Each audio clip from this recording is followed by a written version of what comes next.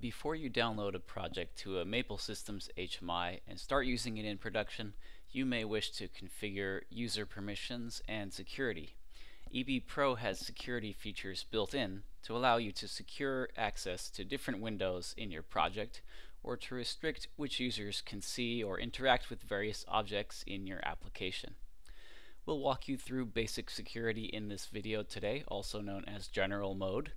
You can use this on any basic, advanced, or smart HMI if you so choose. To set up basic security in EBPro, open your System Parameter Settings window. In our case, we have a sample application open with a basic HMI selected. Go to the Security tab. You see we have General Mode selected with one user enabled, user number 1. The password is 6 ones. And you can see the classes that we have access to for this user, classes A through F. There are no other users enabled in this project. We just need that one user in order to show off some of these basic security features. Once you've configured basic user permissions, go to the System tab. Here we recommend to check the option to hide the system setting bar. This is the System Settings toolbar, which appears in the lower right hand corner of your basic or advanced HMI, and that allows access to the hardware settings for the device. If you wish, you can hide this by default and then later selectively re-enable it using local bit 9062.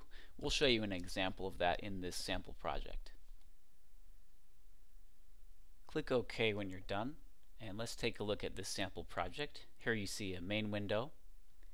We have some function keys on this window to take us to protected windows. Here's the first one.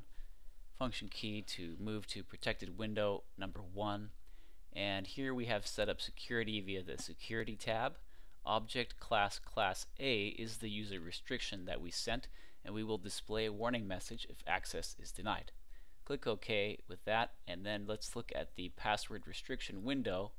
This is what actually would pop up if you try to click on that and you're not logged in.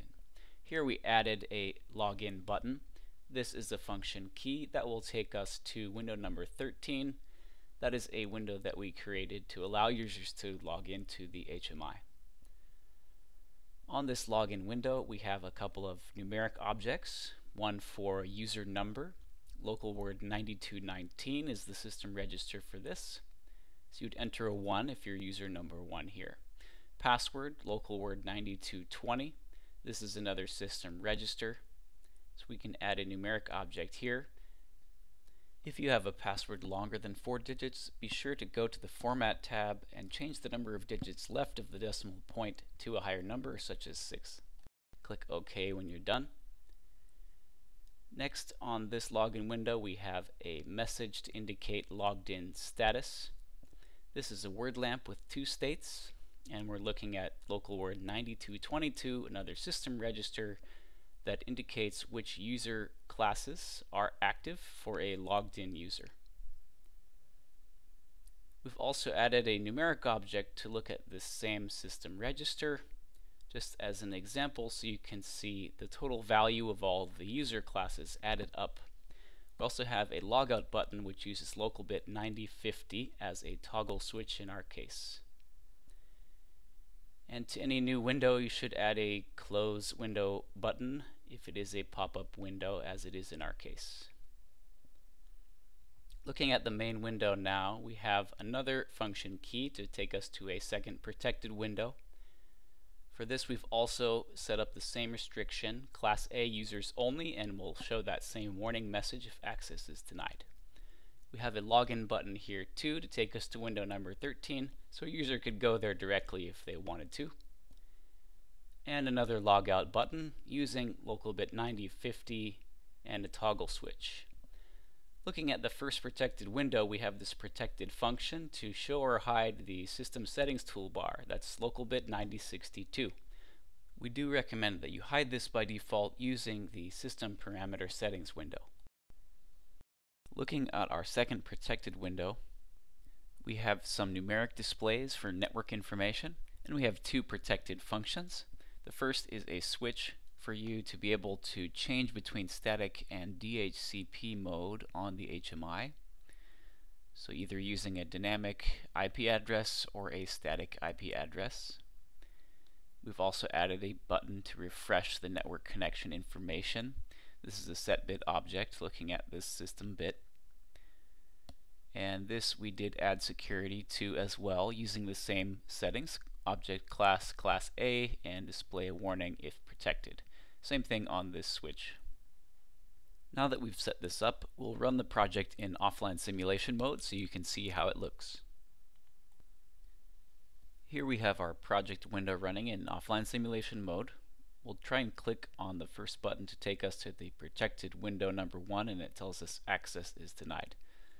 We can enter in the user number 1 here, the password of 6 ones, and then we see correct password entered appears. We also see the value of all of the user security classes added up there in that numeric object. We can close this now and we can access the protected window.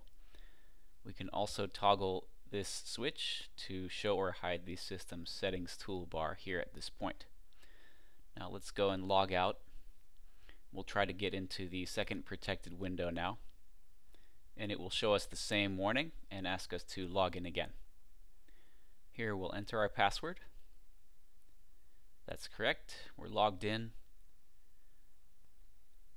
Now we can access this protected window. We see some network information, and these protected functions are accessible to us now because we are logged in at this point.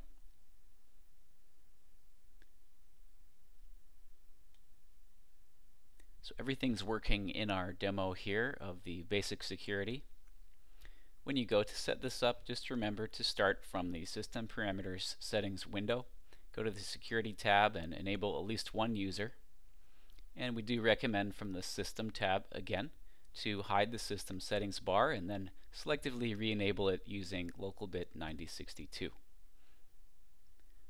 That's all for our demo today. Thanks for joining us, and we thank you for choosing Maple Systems.